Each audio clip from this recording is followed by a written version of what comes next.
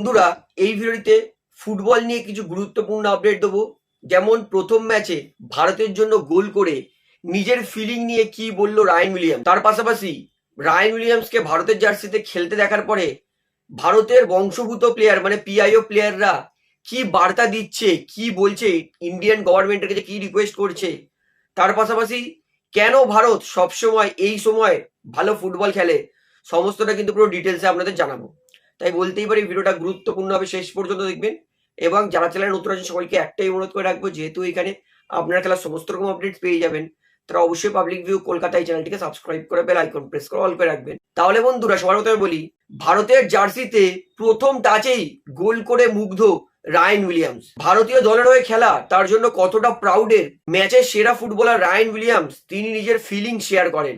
Ryan বলে যে, আমি যখন এখানে খেলতে এসেছিলাম তখন আমি অ্যাজ আ অপোনেন্ট খেলতে এসেছিলাম, কিন্তু ভারতীয় ফুটবল, ভারতীয় মানুষ আমাকে যেরকম ভালোবাসা দিয়েছে, আমি বুঝেছি যে ভারতীয় ফুটবলে আমার দরকার আছে। এবং যেভাবে ভারতের মানুষরা ইন্ডিয়ান ফুটবলকে সাপোর্ট করে, আমাদের সাপোর্ট করে, তার যত প্রশংসা করবো তত কম। ওরা অনবরত আমাদের ছবি তোলে, আমাদের জন্য চ্যান্ট করে, দেখুন না আমি এখনো শুনতে পাচ্ছি না নিজের কথাই, ওরা এত চেল্লাচ্ছে। তার পাশাপাশি বলে যে, আমি অপেক্ষায় ছিলাম যে ভারতের জন্য গোল করবই, এবং এটা আশা করিনি যে প্রথম টাচেই আমি গোল করতে পারবো। তো আমি এইটুকুনি ভরসা দিতে পারি যে ইন্ডিয়ান জার্সিতে আমি আমার সেরাটা উজাড় করব এবং ভারতকে অনেক অনেক অনেক ম্যাচ জেতানোর চেষ্টা করব। তো আপনাদেরকে একটা রেকর্ড বলে রাখি, রায়ান উইলিয়ামস তিনি কিন্তু প্রথম প্লেয়ার যে তার ডেবিউতে এত কম সময় গোল করেছে।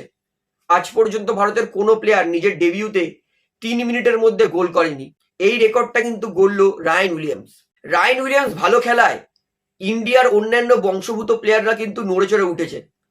তারা সবাই এইবারে ইন্ডিয়ান গভর্নমেন্টের কাছে রিকোয়েস্ট করছে যাতে তাদের এনওসি যেন অ্যাপ্রুভ করে ইন্ডিয়ান গভর্নমেন্ট, তারা যাতে দ্রুত ভারতের জন্য খেলতে পারে, তারা কিন্তু ইন্ডিয়ান গভর্নমেন্টের কাছে রিকোয়েস্ট করছে।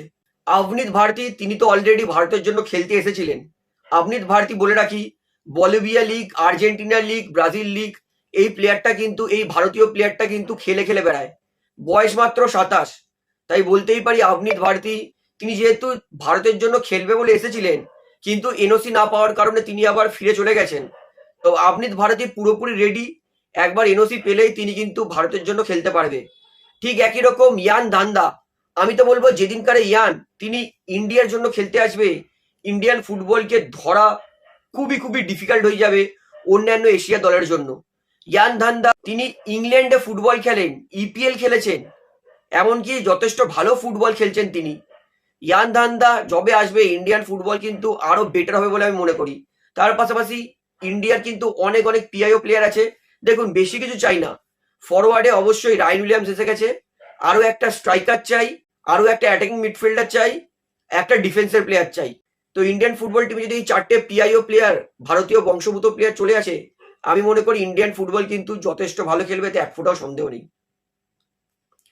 এইবারে বলি, ভারতীয় ফুটবল টিম এই দুটো কারণে এই মুহূর্তে মার্চ মাসে বা জানুয়ারি মাসে সব থেকে বেস্ট পারফরমেন্সটা করে।